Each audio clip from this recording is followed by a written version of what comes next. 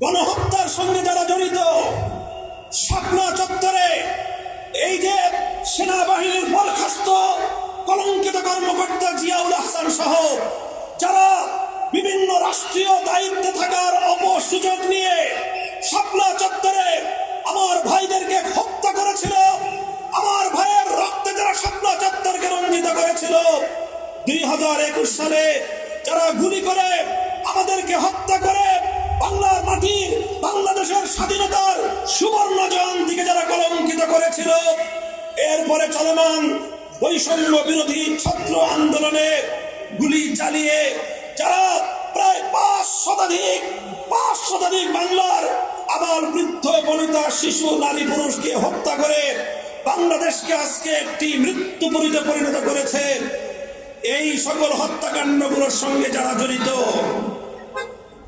মনোযোগ সহকারে শুনেন, এই সকল হত্যাকাণ্ডগুলোর সঙ্গে যারা জড়িত, সে প্রশাসনিক কর্মকর্তা হোক অথবা যেই হোক, তারা কেউ যেন বাংলাদেশ থেকে পালিয়ে যেতে না পারে।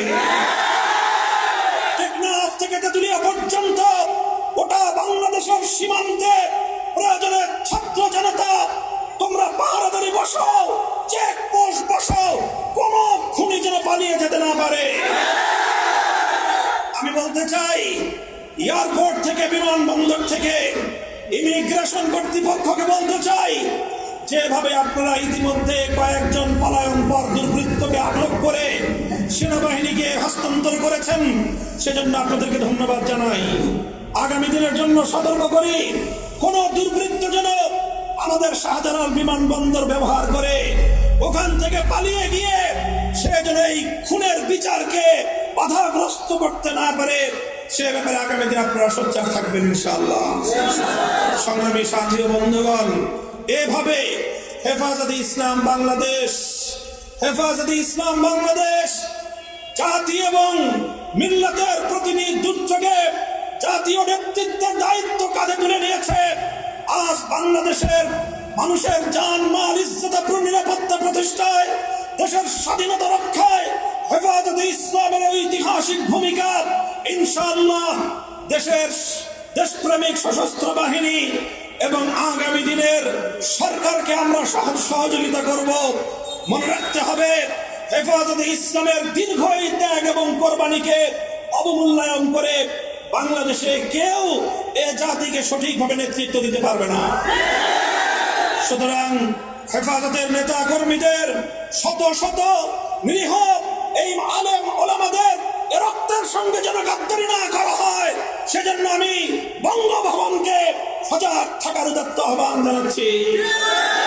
এভাবে হতাহত হয়ে বন্ধুত্ব বরণ করে বাংলার প্রত্যন্ত অঞ্চলে হাজারো মানুষ বিগত 16 বছরের ফ্যাসিবাদের তারা প্রমাণ বহন করে চলেছে।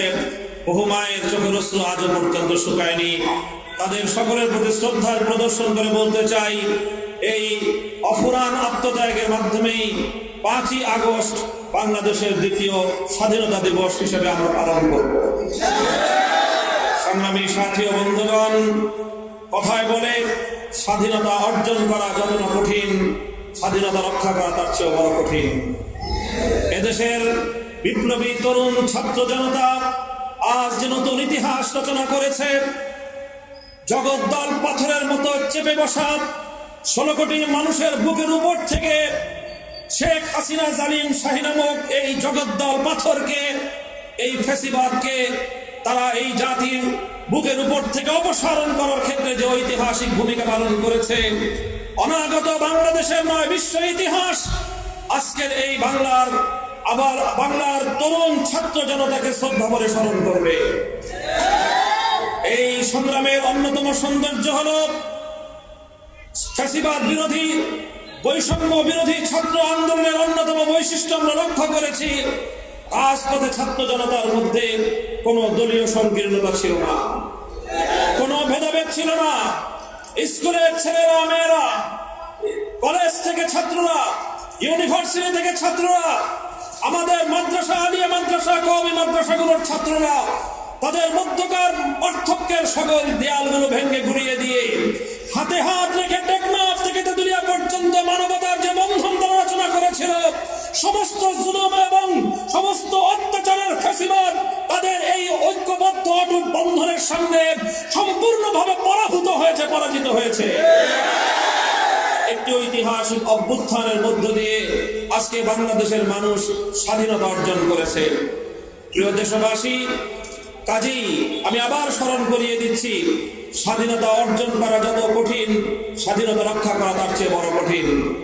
আমাদেরকে ভুলে গেলে চলবে না, পরাজিত শক্তি বসে নেই, তারা অন্ধকারে মুখোশের আড়ালে ষড়যন্ত্র করছে ছাত্র জনতার এই ঐতিহাসিক বিজয়কে কলঙ্কিত এবং কলুষিত করবার জন্য বিভিন্ন জায়গায় আত্মঘাতী সাবোটাজধর্মী বিভিন্ন কার্যকলাপ পরিচালনা করছে, জনগণের জানমাল ইজ্জত আবরুর নিরাপত্তা বিঘ্নিত করছে।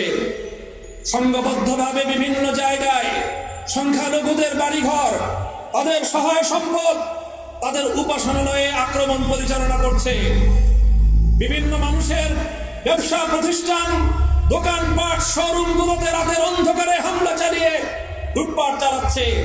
বিভিন্ন আবাসিক এলাকায় সংঘবদ্ধ হয়ে সেই অপশক্তি ডাকাতি করছে। বিভিন্ন এলাকা থেকে আমরা সেই সকল সংবাদগুলো পাচ্ছি। মহাসড়কে তারা সংঘবদ্ধ হয়ে সর্বসাধারণের সকল সহায় সম্পদ তারা লুণ্ঠন করছে। কাজে এই ক্ষেত্রে আজকে ছাত্র জনতাকে, শান্তি প্রিয় জনতাকে একটি ঐতিহাসিক ভূমিকা পালন করতে হবে। দেশপ্রেমিক সেনাবাহিনীর সাথে কাঁধে কাঁধ মিলিয়ে বাংলার 55,000 বর্গ মাইলকে আর এই দুর্বৃত্তায়ন থেকে আমাদেরকে মুক্ত রাখতে হবে। এজন্য আমি বলবো, আমরা দেখছি ঢাকার শহর সহ বাংলাদেশের প্রতিটি শহরে আজকে ছাত্র জনতা তারা ট্রাফিকিং এর মাধ্যমে সড়কে যে অভূতপূর্ব শৃঙ্খলা ফিরিয়ে এনেছে। এজন্য আজকে আমি সকল ছাত্র জনতাকে আমি আমার পক্ষ থেকে, হেফাজতে ইসলামের পক্ষ থেকে তাদেরকে আমি ধন্যবাদ জ্ঞাপন করছি। শুধু সড়কে শৃঙ্খলা প্রতিষ্ঠার মাধ্যমেই আমাদের দায়িত্ব ক্ষান্ত হবে না, রাষ্ট্রের প্রতিটি গুরুত্বপূর্ণ স্থাপনায় প্রহরা বসাতে হবে। তোমরা ছাত্র জনতা দেশের সাধারণ জনগণকে সঙ্গে নিয়ে প্রতিটি গুরুত্বপূর্ণ রাষ্ট্রীয় স্থাপনায় প্রহরা বসিয়ে তার নিরাপত্তা নিশ্চিত করো। গণভবন, সংসদ ভবন, প্রধানমন্ত্রীর কার্যালয় সহ যেই সকল জায়গাগুলো ফ্যাসিবাদ দখল করে রেখেছিল, ফ্যাসিবাদের দখল থেকে মুক্ত রাষ্ট্রীয় সেই সকল স্থাপনাগুলোর নিরাপত্তা এবং তার সৌন্দর্য আমাদেরকে আবার ফিরিয়ে আনতে হবে। আমি বলবো, প্রতিটি মন্দিরের কাছে, প্রতিটি বেগোটার সামনে, প্রতিটি গির্জার সামনে আলেম সমাজ, ইমাম সাহেবদের নেতৃত্বে মানব বন্ধন তৈরি করে রাত এবং দিনে 24 ঘন্টা পালাক্রমে শিফটিং এর মাধ্যমে ডিউটি করে আপনারা সংখ্যালঘুদের নিরাপত্তা নিশ্চিত করবেন। প্রতিটি মার্কেটে যদি মার্কেট কর্তৃপক্ষ, দোকানদার, মালিক ভাইয়েরা তারা যদি না পারেন, তাদের পক্ষে যদি সম্ভব না হয়, মাদ্রাসার ছাত্রদেরকে বিশেষভাবে বলবো, সকল স্টুডেন্টদেরকে আমি বলবো, তোমরা প্রতিটি মার্কেটের নিরাপত্তা দেওয়ার জন্য বিশেষ পরিকল্পনা গ্রহণ করবে।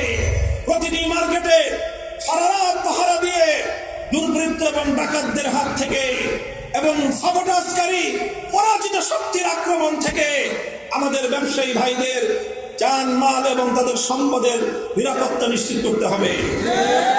প্রতিটি আবাসিক এলাকায় পালাক্রমে ছোট ছোট গ্রুপ করে পালাক্রমে সারা রাত প্রয়োজনে পাহারাদারি করে দুর্বৃত্ত এবং ডাকাতদের হাত থেকে দেশের মানুষের জানমালের নিরাপত্তা নিশ্চিত করতে হবে।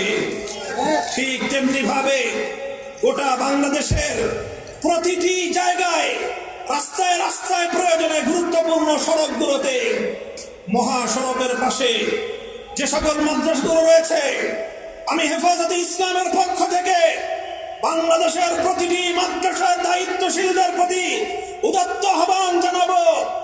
গোটা বাংলাদেশের সমস্ত মহাসড়কগুলো আলহামদুলিল্লাহ আমাদের বাংলাদেশের বিভিন্ন মাদ্রাসার স্থাপনার দ্বারা সুসজ্জিত রয়েছে। আপনারা ওই সকল মহাসড়কে মাদ্রাসার ছাত্র এবং শিক্ষকরা পালাক্রমে রাতে মহাসড়কে অবস্থান করে পাহারাদারি করবেন, যেন মহাসড়কে আর কোনো একটি ডাকাতির ঘটনা সংঘটিত হতে না পারে।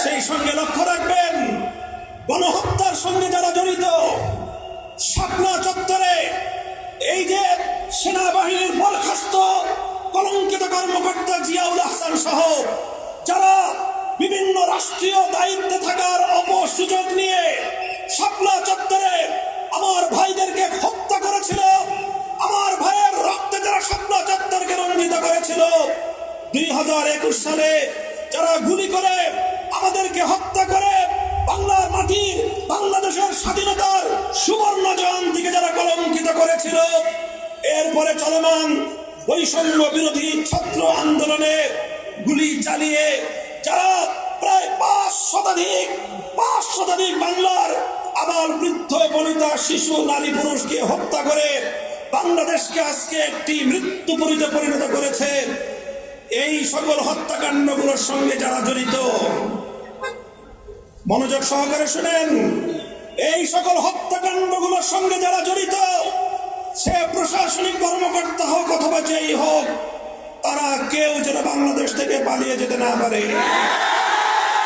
টেকনাফ থেকে তেতুলিয়া পর্যন্ত গোটা বাংলাদেশের সীমান্তে প্রয়োজনে ছাত্র জনতা তোমরা পাহারাদারি বসাও, চেকপোস্ট বসাও, কোন খুনি যেন পালিয়ে যেতে না পারে।